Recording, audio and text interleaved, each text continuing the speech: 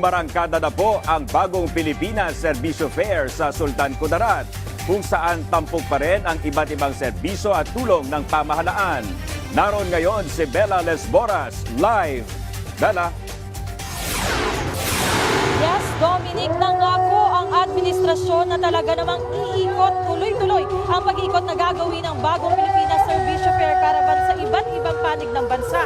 Ngayong araw dito nga sa Sultan Kudarat, inunsad ang napakagandang programa na ito at talaga nga marami sa ating mga kababayan ang nakinabang. Maraming salamat po kay God at maraming pong salamat sa inyong lahat and God bless you po. Abot-abot ang pasalamat ni Lola Juliana sa natanggap na bigas at 2,000 pisong ayuda mula sa inilunsad na bagong Pilipinas Serbisyo Fair dito sa Isulan, Sultan Kudarat.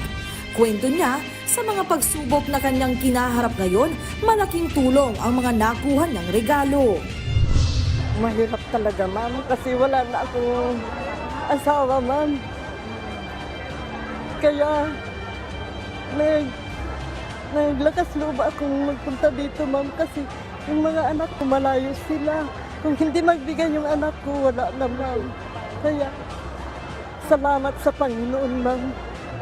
Ang bagong Pilipinas Serbisyo Fair ay isang one-stop shop caravan na layong mas mailapit sa publiko ang iba't ibang serbisyo, programa at ayuda ng gobyerno.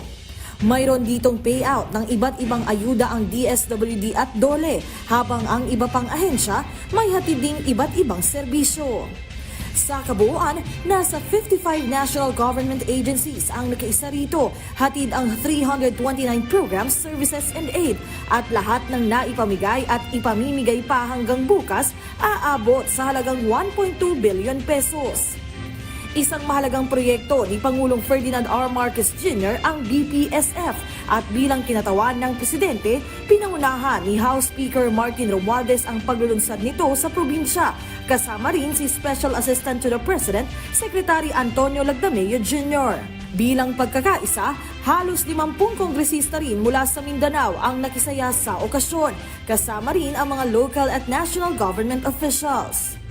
Ito ang pangako ng ating mahal na Pangulong Ferdinand R. Marcos Jr.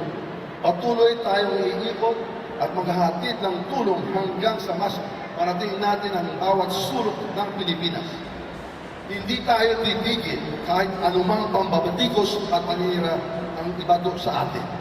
Bukod naman sa BPSF, inilunsad din sa Sultan Kudarat ang Cash and Rice Distribution o CARD program, kung saan higit 28,000 beneficiaries ang nakinabang sa hatid na kalahating milyong kilo ng bigas ng pamahalaan. Samantala, sa ilalim ng direktiba ni Pangulong Marcos, inanunsyo rin ni Speaker Romualdez na may ihahandog ding financial aid packages ang gobyerno para sa pamilya ng mga sundalong nasawi sa isang bakbakan laban sa teroristang grupong Dawla Islamiyah Maute kamakailan. Tayo magbibigay ng cash assistance at livelihood assistance para sa kanyang pamilya at mga anak.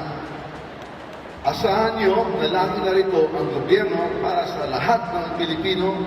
Dominic, mula umaga hanggang gabi ay tuloy-tuloy nga ang mga aktibidad dito. Ang inyong nakikita sa aking likuran ay ang hati ditong pagkakaisa concert. Kunda, sa mga puntong ito ay pinapakita nga yung talento ng ating mga kababayan dito sa Sultan Kudarat. At mamaya ay inaasahan na may mga sikat na artista at singers na darating dito sa probinsya para maghatid ng entertainment. Dominic, magtatagal naman yung bagong Pilipinas Serbisyo Fair hanggang bukas.